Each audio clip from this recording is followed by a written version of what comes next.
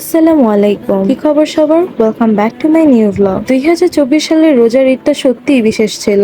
আমি এবং আমার বড় বোন আর আমার কলেজের প্রিয় বন্ধু মিলন ঠিক করেছি ঈদের দ্বিতীয় দিনটা পুরোপুরি উপভোগ করব। তো আজকের ডেস্টিনি হচ্ছে আমাদের রমনা পার্ক। তো আমি এবং আমার বড় বোন রিক্সা করে চলে আসলাম আগারগাঁও, আর আমার বন্ধু আগের থেকে এখানে আমাদের জন্য অপেক্ষা করতেছিল। ঈদের দিন যেহেতু মেট্রো স্টেশন অফ ছিল, দ্যাটস ওয়াই হচ্ছে আমরা বাস দিয়ে যাওয়ার চিন্তা ভাবনা করলাম। 2024 সালে একটা টি শার্ট খুবই ফেমাস ছিল, না হ্যাঁ টি শার্টটা খুবই ফেমাস ছিল, সেটা হচ্ছে টেরি টি শার্ট। তো আমার বন্ধু আর আমরা সবাই এটা নিয়ে হাসাহাসি করতেছিলাম। আমার বন্ধু বলতেছিল ওর এই টি শার্টটা একদমই পছন্দ নয়। রাস্তার অপোজিটে আমি, আমার বড় বোন এবং আমার বন্ধু অপেক্ষা করতেছিলাম বাসের জন্য। যেহেতু ঈদের দিন বাস মোটামুটি খালি ছিল, রাস্তাঘাটও তেমন খালি ছিল। আমরা আমাদের প্রথম গন্তব্যে পৌঁছে গেলাম রমনা পার্কে। রঙিন আলোর মধ্যে আমরা ঘুরে বেড়ালাম, চারপাশের উচ্ছ্বাস উপভোগ করলাম এবং অত্যন্ত মুহূর্তগুলো ক্যামেরায় বন্দি করলাম। প্রতিটি ছবিতে যেন আনন্দের হাসি ঝলমল করছিল। আজকের ব্লগে হয়তোবা কোনো আকর্ষণীয় কিছু নেই, কিন্তু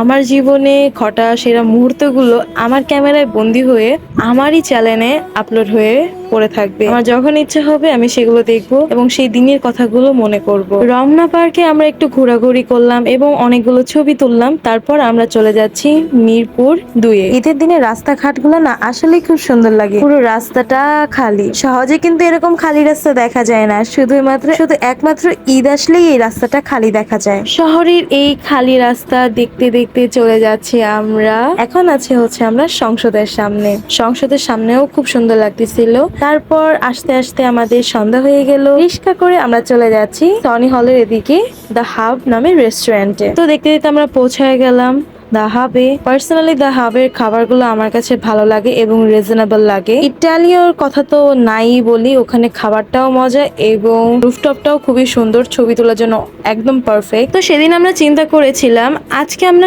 নতুন একটা রেস্টুরেন্টে যাবো, সেটা হচ্ছে ইয়েলো। তো এখানে যেয়ে দেখি পুরা রেস্টুরেন্ট ভিড়, বসার মতন একদম জায়গা ছিল না। তারপর আমরা চিন্তা করলাম তো আমরা আমাদের আগের গন্তব্যেই চলে যাই দ্য হাবে। দ্য হাবে যেও একই কাণ্ড, পুরা রেস্টুরেন্ট ভিড়। আমরা একদম রুফটপে বসতে চেয়েছিলাম, তার জন্য আমরা অপেক্ষা করতেছিলাম কখন খালি হবে, কখন আমরা উপরে যাব। উপরে গিয়েও আমাদের অনেকক্ষণ দাঁড়িয়ে থাকতে হয়েছিল।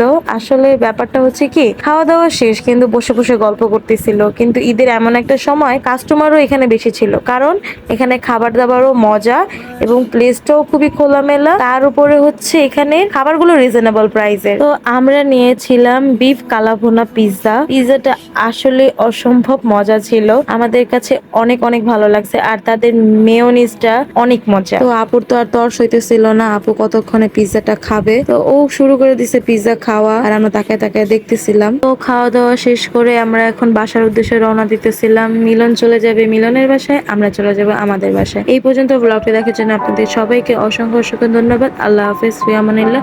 দেখা হবে নতুন আরেকটি ব্লগে।